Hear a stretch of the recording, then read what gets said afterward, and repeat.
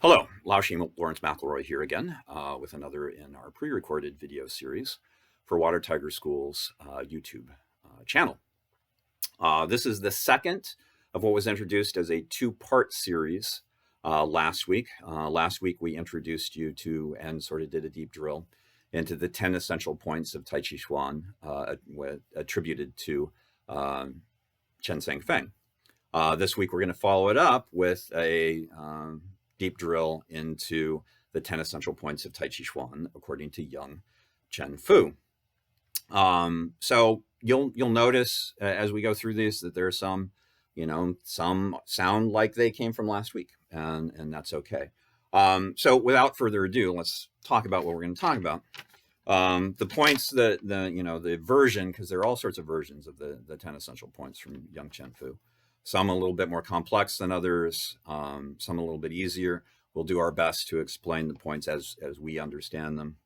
The version that we're using as a basis was originally translated by Jerry Karen, updated and published online at youngfamilytaichi.com. Now, Water Tiger is not directly affiliated with the Young family, though they are, that's where our lineage goes, and we're not directly affiliated with the website.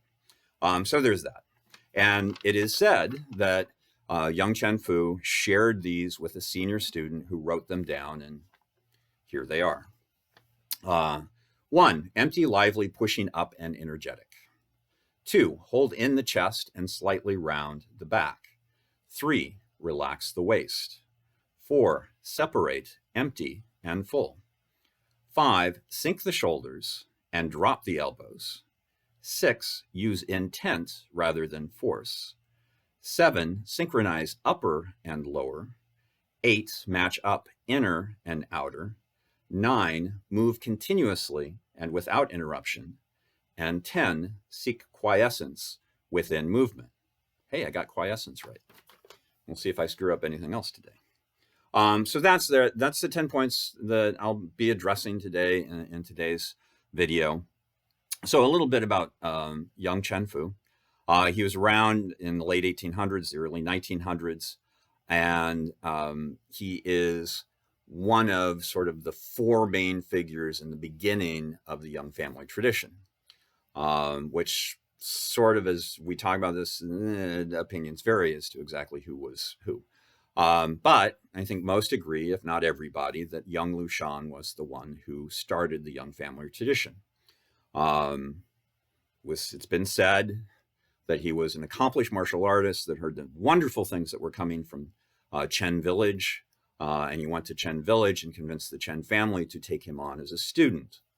And he studied there. There are all sorts of different stories about his experience while at Chen village, but eventually he completed what he needed to complete and he left. And like many at that time, when he left, he didn't really consider himself as a player or teacher of Chen-style Tai Chi, but of Yang-style Tai Chi. And from Yang Lushan came 3, what some people recognize as 3 branches of the Young family tradition, or 3 frames. And those 3 frames are are attributed to the next 3 names. So we have large frame Yang-style Tai Chi, attributed to Yang Cheng-fu. Now, large frame is normally done when higher stances, broader upper body movements, and is generally the approach used by those who come to Tai Chi primarily to explore its health benefits.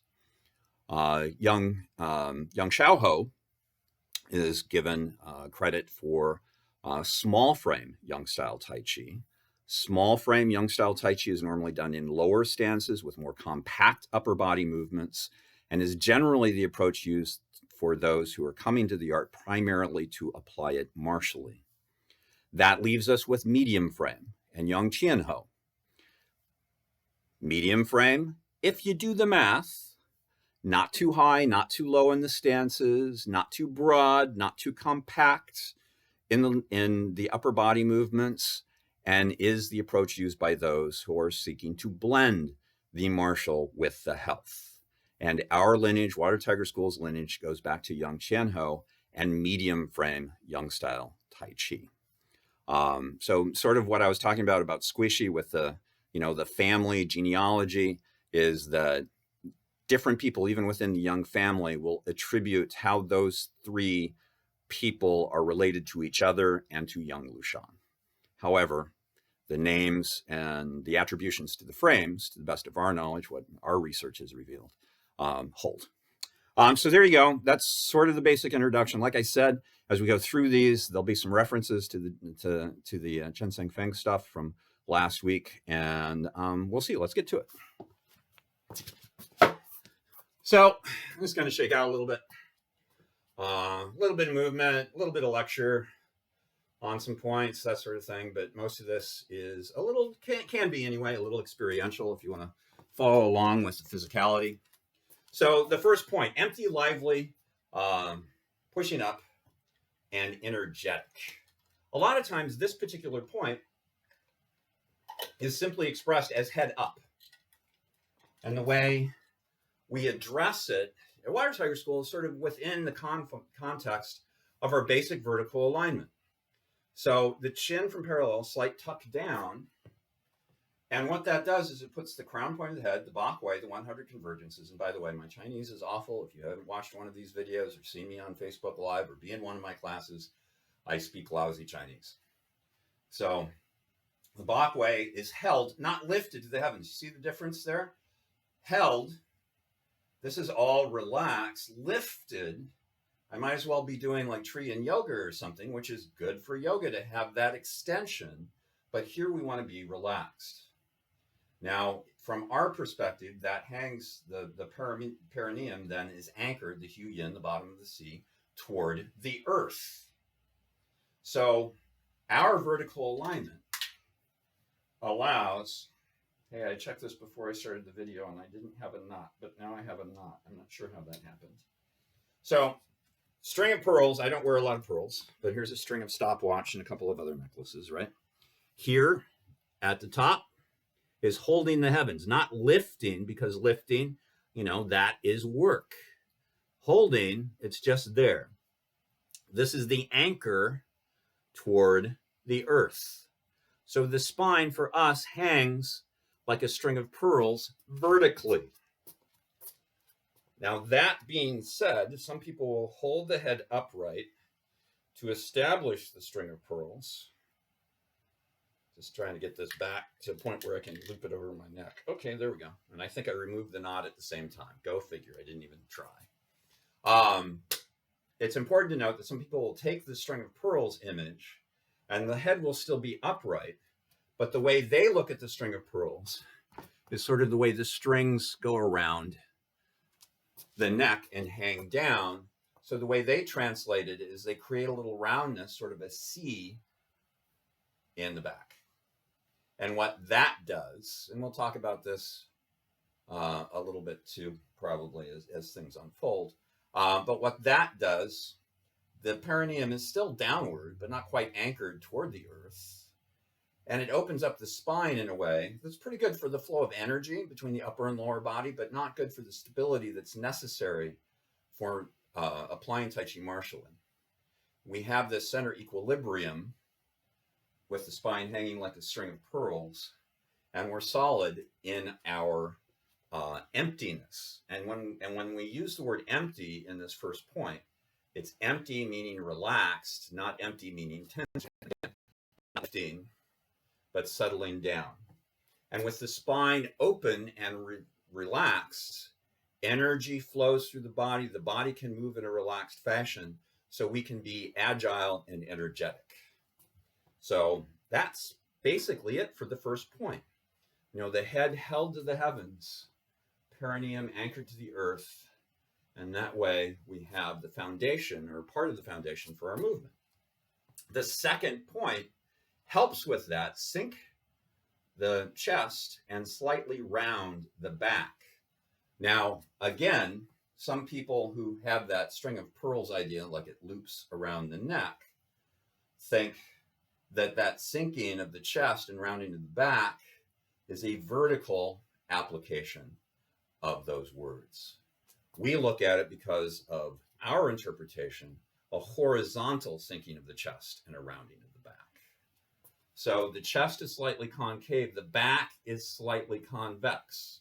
One of the ways we talk about it when we're talking about our basic vertical alignment, doing things water tiger, is the shoulders, the scapula, the upper back sort of open up a little bit like wings. So the back moves out, shoulders slightly forward, but still dropped and relaxed. Hey, that sounds like another one of these practice points. What that does is it creates a little relaxation underneath the arms. Now you will read or hear somebody say sometimes that there should be a space between your arm and the side of the torso the size of your closed fist. But again, that creates an activation that we'd rather not have with Water Tiger School's Tai Chi. We just want a relaxation in that space. And what that allows, what that bow allows, is that ability, if I'm standing here in this position and somebody's pressing on that wrist, the chest sunk, the back rounded, that bow leads into that bow, which leads down to that bow. And it's not like they're pressing on your wrist. They're pressing into the earth, into the back foot. Now you might even be able to do this in yourself and sort of press back and feel that sort of route down through the body. If you flatten the chest, now it's all in the biceps, the triceps, and the shoulder when you start to press, and you have to resist that pressure. So sinking the chest and rounding the back connect the four limbs of the body. So there you go. Sink the chest and round the back, and the little opening underneath the arms. And, you know, an odd little Water Tiger School thing. Somebody will ask me, not really sure what you mean by sinking the chest and rounding the back. How do I do that? And I'll say, well, just open up a little space, a little relaxation between the insides of the triceps and the biceps and the lats. And your chest will be sunk and your back will be rounded. Now, and somebody else will ask, you know, how do I get that little space underneath my arms? I say, well, just sink your chest and round your back and you'll get the little relaxation underneath your arms. Here's something you can also explore. If you're pretty in tune with your body, if you're in, you know, your shoulder width stance from our perspective, where the drop of the shoulder is, splits the heel in half. So it's sort of one of the things that we might refer to as Ma Bo. Just let everything relax, crown point of the head to the heavens, so the chin is slightly down, perineum, Hu Yin's anchored toward the earth. I just really let your arms relax and feel gravity embrace them. And the weight of the arm being pulled by gravity will start to sink the chest and round the back all on its own. You don't really have to do anything. Get out of your own way. Let go. 3, relax the waist. Notice the theme. Relax the spine, relax the chest and the back and the arms, and relax the space here. Relax the waist. The waist is considered in the Tai Chi classics as the commander of the body. Now, people may look at this differently depending upon their point of view. And what I mean by that is some folks will say that the movement begins at the earth, in the feet, comes up the legs, it comes into the waist, and then the waist manifests that movement from the earth into the upper body, into the limbs, and into the hands and the fingers. Fine. We believe, Water Tiger School, that all the movement in all directions originates in the Xia Dantian, in this core, in your waist. And it expands down into the earth, up into the heavens, and out into the arms. Regardless of your perspective of where the movement starts, if this is tense, yeah, forget about it. Ain't going to happen, right? When things are tense, to be able to move, they have to be relaxed. So if your waist is not relaxed, the movement throughout the body, however you may believe or manifest its origins, will be restricted. So it's very important that the commander of the body ain't tense, or otherwise the movement will be insufficient. So that brings us to the 4th. Hey, we're already 4 in, right? 4 is separate empty and full. What? Wasn't there something last week about Now let's see, what was it? Distinguish, I think, distinguish between what? Substantial and insubstantial. That was it. Chen Zhangfeng's distinguish between substantial and insubstantial. Yeah, really the same thing. Different language. Separate empty and full. Just like last week, I'm going to grab my tea bottle. I'm going to come up here. I'm going to talk to you. Right? The Yin-Yang symbol, or the Yin-Yang symbol. The Taiji symbol, the Taiji Tu. The art is named for the symbol, not the symbol for the art. We have the yang, the yin, the black. We have the yang, the white. Insubstantial, substantial. I also want to point out while I'm here, a little bit of yin in the yang, a little bit of yang in the yin. There's no such thing as pure yang and pure yin. So what does that mean? Well, it can be relatively simple and practical. You know, our 4 stance of Water Tiger School, again, our shoulder widths, drop of the shoulders, split the heels in half. Our 4 stance, what's going to be the back foot is out around a 45. Why does Laoshi Laurince McElroy say about? Because yes, ideally it should be a 45. However, you might have certain things, flexibilities, that sort of thing, where that foot can't be at a 45. So you might be a little bit inside, a little bit outside of 45. Shoulder width is determined by the heel, so my front foot is forward on its railroad track. By the way, another reason the waist has to be relaxed is at Water Tiger School, we want our hips to be perpendicular to the direction of the end of stance. And if this is tight, I'm not going to have a full rotation, right? So this is my 4 stance. And in this 4 stance, we have about 70% of the weight on the front leg, about 30% of the weight on the back. Substantially holding the weight, sort of insubstantially holding the weight, or kind of empty, kind of full, right? Wow.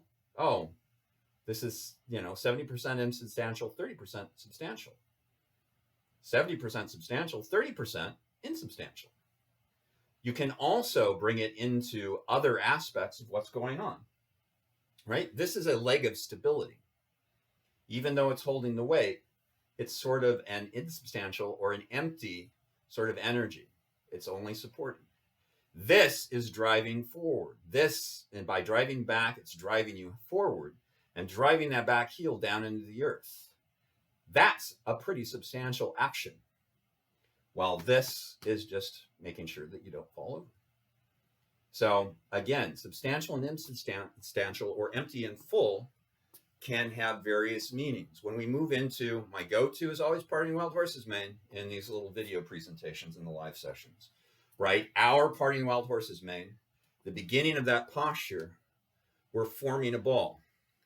Substantial leg, substantial arm, it's at the top of the ball. Insubstantial leg, insubstantial arm, it's at the bottom of the ball. I step, and as I turn forward, the substantial hand becomes insubstantial. It's the block. The insubstantial hand becomes the substantial hand and becomes the strike to match the leg. Now, in this position, just as we talked about last week, the outside of the bow of the arm is expanding, is full. The inside of the arm is compressing, is empty.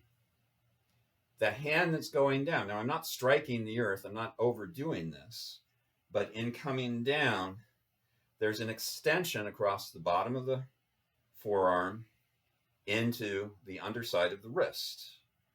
Expanding, substantial, full. Compressing, insubstantial, empty. That also goes up the forearm. So you have different ways of separating or distinguishing between empty and full, substantial and insubstantial. So that was 4. We're at the halfway point. 5, sink the shoulders and drop the elbows. So this too is important in connecting the upper body and the lower body and the movement through the whole body and the intent through the whole body, right? If the shoulders are up, and what can tend to happen, The same thing that can happen as we're walking in our initial stages of Tai Chi, where we pick up the foot from the hip instead of compress the leg, can happen in the arm. You know, we're at the grocery. There's only one roll of toilet paper. It's at the back of the very top shelf. So you have to reach up, and people start that lift with their shoulder. You know, and if you do that, it doesn't have to be even high, but sort of a higher, you know, big jug of peanut butter or something. And you have your shoulder up as you pull that big tub of peanut butter up off the shelf. And once it doesn't have the shelf to support it anymore, it's all in your shoulder. And you better have a good shoulder, because if you have a bad shoulder, you're going to be, excuse the language, screwed, right? But if you keep the shoulder down and within your structure, then the weight of that tub of peanut butter settles into your body and not into your shoulder. Same with the elbows down. So what you might want to experience, so you can feel sort of what we're talking about here, is find a nice solid wall, raise your shoulders, and start to push against the wall. And where do you feel that, and how much work do you feel? Now let the shoulders relax and do it again. And you'll feel a definite difference through your body. If the shoulders up, it's all arms, all shoulders. A little bit of back, a little bit of chest. Shoulders down, you're pushing all the way into the earth to your feet. And you can also experiment if I put my elbows out and then drop them down. And you'll get the same sort of feeling and response through the body. Now, this can be challenging sometimes, because not only do we do things like a Tai Chi Qigong breathing set for things Water Tiger School, where the hands are going up over the head, but we also have postures within our Tai Chi forms, like Fair Lady Weaves the Shuttles, where the hands are over the head. So for the former, you know, what people will do coming in to say, turn heaven and earth in front of the body, is they'll start this lift with their shoulder, closing off the space between the top of their shoulder and the side of your neck. Shoulders are conduits for the movement. They do not instigate the movement. So if you start and the shoulder is down, and only when it has to start to rise to carry the movement, it does. And that's when the shoulder will rise, not before. So you keep it out of the shoulder. You see all this nice space here that wasn't here when I started with the raise of the shoulder?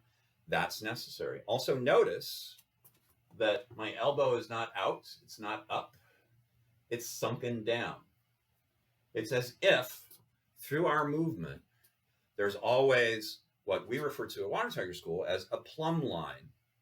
So a plumb line, before they probably started using lasers in construction, was a weighted line that had a weight at the bottom, so they could see that something was perpendicular to the earth when they planted a supporting post or something like that. Right? So there's a little weight, not a lot of weight, because down too far is just as bad as up too far. Boom, and the elbow is dropped. Something to keep in mind too, and sort of, pressing against your own body, or finding somebody that you really trust to do this for you, right? If my elbow is up and out like this, it doesn't take a lot to lift and knock me off balance and to take control of my elbow and my shoulder. But if my elbow is down, oh my God. And this arm is basically relaxed. This arm is trying really hard to lift. And I can't. Granted, I'm doing that to myself. Oh, by the way, the chin slightly down, so you're in vertical alignment. Same thing. If my chin is parallel or up, right? It's very easy to take me off of my gravity. But my chin is down. I don't have to exert a lot of force to keep control of my head and my neck. So shoulders and elbows sunken, or shoulders sunken and elbows dropped. So there you go. That gets us to 6. Use intent rather than force. Use intent rather than force. Wait a second. That sounds familiar. Why does that sound familiar? What was that? It was something last week. Chen Zheng Feng again. What was it? Oh yeah, it was like use internal consciousness instead of external forms. Kind of the same thing. So what you want to do, is it's not choreography. It's sort of the same language that we used last week. It's not choreography. It's not like, okay, now I have to put my hand here. Okay, now my hand does this. Now, okay, my hand does this. It's not me moving things around, right?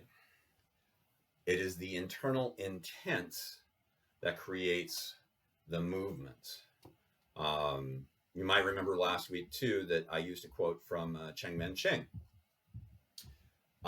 In Tai Chi, your arms do not move except as part of the body.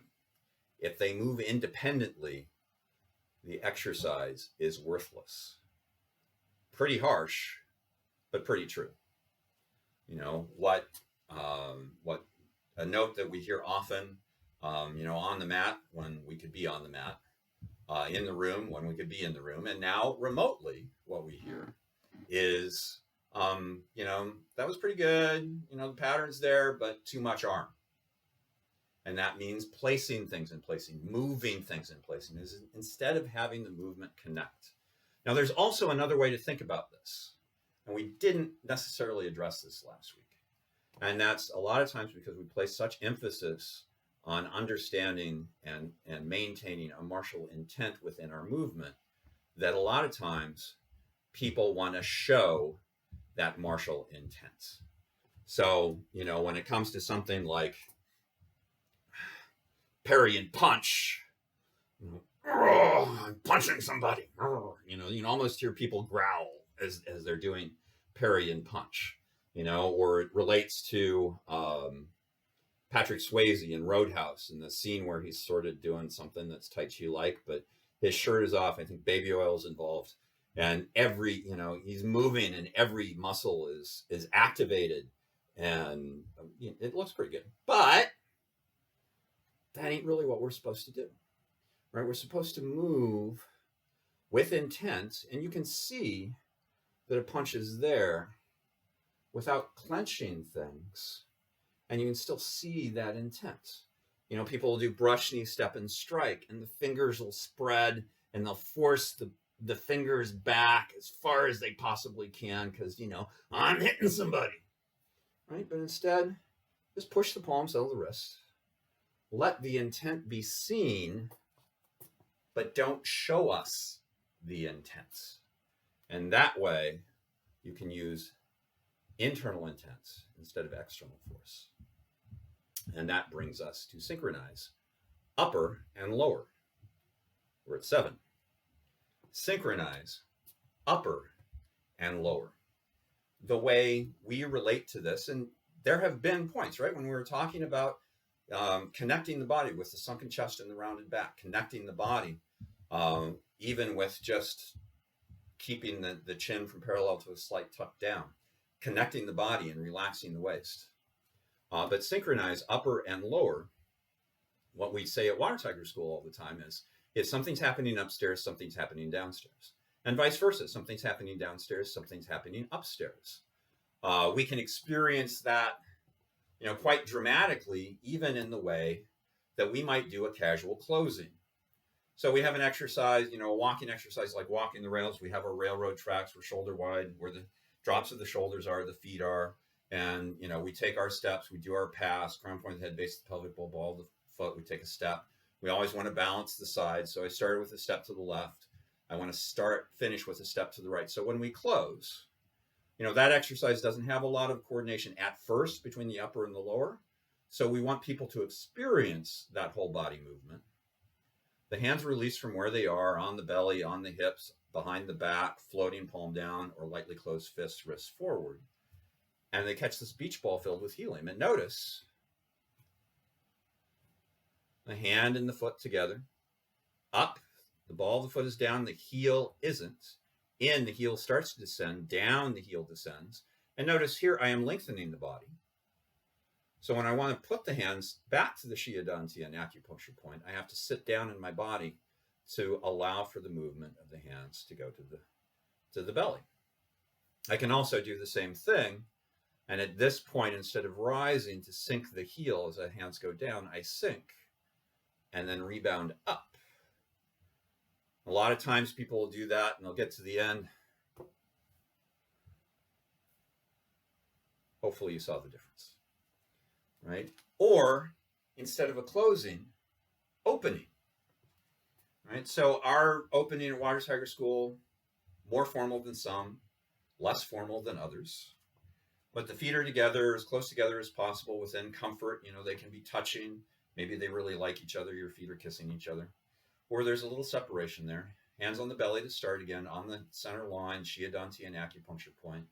Left over right, right over left, though opinions vary. It's ours, whichever hand feels like it belongs next to the body at this time in this place is where your hands belong at this time in this place.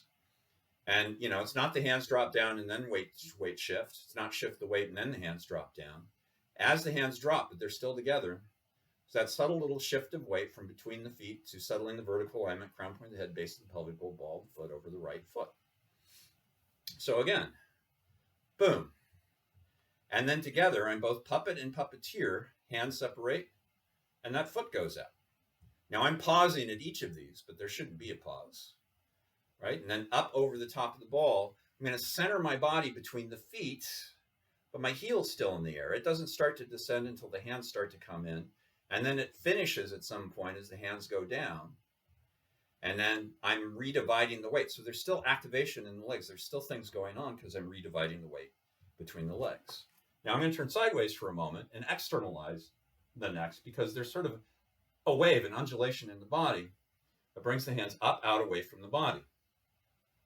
So everything is sort of connected to come up and out. From up and out to in, once I start coming in, I begin this twist like I'm putting a corkscrew in a wine bottle. Boom. Pressing down. Now watch. Hands open up. The right hand's going to go toward the top of the ball. I'm a little close to the edge of the mat here. Right hand's going to go to the top of the ball. Left hand's going to come back in. And it brings that left leg in. And it brings the left leg in, which then bounces out as you're forming the ball. So by the time the ball is formed, you're there and moving. And again, just as we talked about before, hand at the top of the ball, moves into the bottom. So the hand empties as the leg empties. The hand and arm fill as the leg fills. Coordinate between upper and lower. Another way to look at that is a practical interpretation of the principle. If part of me moves, all of me moves. If part of me is still, all of me is still. Right? So in other words, either everything's moving or nothing's moving. So you have to coordinate or synchronize upper and lower. That brings us to 8. And 8 is match up, inner and outer. So this can be a little esoteric, but the spirit is the commander of the body. So spirit and body are one. Intent and movement. Intent is not separate from the movement. A lot of times what we hear is, okay, I'm going to get, let's see, I'm putting the foot down, moving up here, okay, and then I release, okay, boom. And at first, yes, we sort of focus on the movement, and that's okay. But then people, for a long time after that, is, I want to perfect the movement. That'll never happen.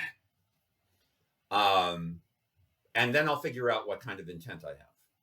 No, we have to start in the early days playing with the intent, blocking down, striking up underneath.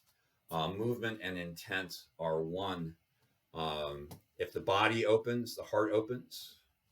If the body, if the heart and mind close, the body closes. You just gotta sort of figure out how you can match up inner and outer. 9. Move continuously without interruption. Move continuously without interruption. Oh, wait a second. That sounds familiar. Flow ceasingly like a great river, flow unceasingly. Yeah, that was last week. And which, by the way, that line is within the Tai Chi Classic, separate from any of the 10 practice points.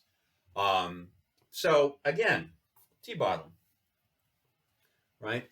Grand ultimate terminus, grand ultimate or grand terminus fist is Tai Chi. So The art is named for the symbol, not the symbol for the art. And we normally see this on things like tea bottles and earrings as a static, two-dimensional thing. It's not. It's always moving. Yin is always becoming yang, yang is always becoming yin. And it's three-dimensional as well. It's not just spinning in two dimensions, it's moving at all times. So our Tai Chi should flow as well. We had a student years ago on the mat at Water Tiger School who said, you know, in exploring this particular concept, there are really only two movements in my Tai Chi forms. I open and I close. Everything else is continuous. Think of the young family tradition and the child on the swing, right? They have that moment when they're swinging forward that sort of looks like they're hanging in the air, and when they're swinging back, sort of looks like they're hanging in the air. But what's really going on is a transition, right? As they're swinging forward, part of even the chain or the rope is starting to fall back. Then their upper body is also starting to fall back as their feet and other aspects of the chain are still rising. And then that pulls them into the next direction. And it's the same thing with going back. Part of the rope, part of the chain, is falling forward now. Their upper body falls forward as their feet swing farther back to put them in the other direction. So even there's that moment of transition that looks like a hesitation or a stop. The movement is continuous.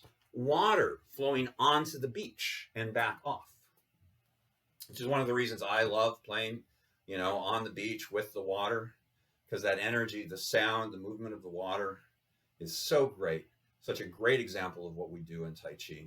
You know, you think of four postures linked together, like Water Tiger School's interpretation of grasp sparrow's tail, and you have ward off that flows into roll back, that flows in various ways into press. We have two different versions from roll back to press, and I just sort of confuse the two, into push, and then the next thing happens. So as you're playing those four postures, it's like the water rolling up on shore and coming back out. I'll do a clean version of roll back into press this time. Press sort of rolls back then into push, boom, and then into the next thing. So the water doesn't come up on the shore, plant its beach umbrella in the sand, unroll its towel, lay down, lather on some sunscreen, and hang out for a while before it goes back in the ocean. It doesn't go back out in the ocean and go fishing for a little while before it comes back on the shore. Out, or in becomes out. Out becomes in. Hey, that's the same motion that I was doing for the child on the swing. You can also think of how we manifest ward-off energy, which is a bounce, a rebound, like a ball against the wall. The ball comes against the wall, and there's that moment where it looks like maybe it's attached to the wall if you were to freeze frame for a moment, right? But it's not. It's on the wall. It's still moving forward while parts of it are moving to the sides, and then it springs back. So you have that transition, like in the breath. Right? We don't end generally. Sometimes Water Tiger School does the 5 animal frolics, and there are holds of the breath there. But within our Tai Chi and most other aspects of our Qigong, an inhalation doesn't stop. And then you exhale. And then you stop. And then you inhale. The inhalation becomes the exhalation. The exhalation becomes the inhalation. The inhalation becomes the exhalation. So move continuously without interruption. This is sometimes translated or presented as practice continuously without interruption, though they use the word practice in the same way we're talking about movement. Though I like the other version too, because that gives us an opportunity to say practice, practice, practice. The three most important words in all of Tai Chi. You know, don't skimp on your practice. So that was 9. Wow, we're at the end. So 10, seek quiescence in movement, stillness in movement, relaxation in movement, allowing things to be seen, not showing them. Our movement has to be in relaxation, in quiet, focused, mindful play, which is the other way to look at if all of me moves, if part of me moves, all of me moves, if part of me is still, all of me is still. Those two sides of that spectrum should be within your play, within your walking exercises, within your forms. Be quiet and calm within yourself. No distractions, right? And by the way, the only way that there's a distraction, be it a cat yowling at the top of the basement stairs above my training area because she wants to come down because she hates being shut out of the basement, be it somebody watching through the window of your studio, be you playing on the street at a street fair and having somebody who's just participated in, shall we say, a little adult beverage begin to talk to you or to play or to follow. They are only distractions if you allow them to be, because we want to be calm. And by the way, calm and settledness in chaos is the only true calm and settledness.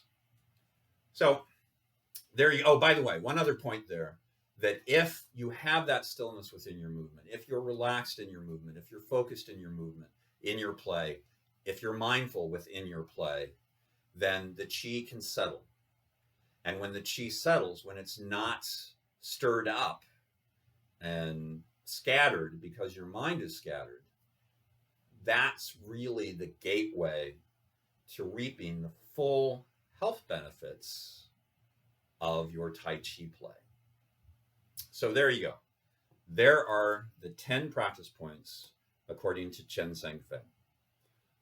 As always, you know, I hope you enjoyed the little presentation this afternoon for this video. I was going to say this afternoon, but it's a video, so you could be watching it at any time.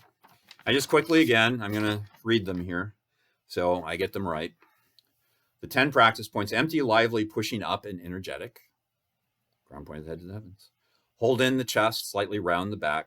Chest is sunk, back is rounded. Relax the waist, the commander of the body. Separate empty and full, substantial and insubstantial, yin and yang. Sink the shoulders and drop the elbows. Not here, not here. Use intent rather than force. Don't show, but allow to be seen. Synchronize upper body and lower body. Something happens upstairs, something happens downstairs, and vice versa. Match up inner and outer. Intent and movement, mind and body, spirit and body harmonize with one another. Practice continuously without interruption, or our movement should be continuous and without interruption. So however you want to look at it, don't skip on your practice, but really what it is about the movement should flow. There are no stops. There's also not the, tick, tick, tick, tick, tick of a second hand on the clock. It should flow. It should be connected. And finally, seek quiescence within movement. So as always, like I was saying, I hope you got something out of this, that you learned something, maybe made an observation about your own play.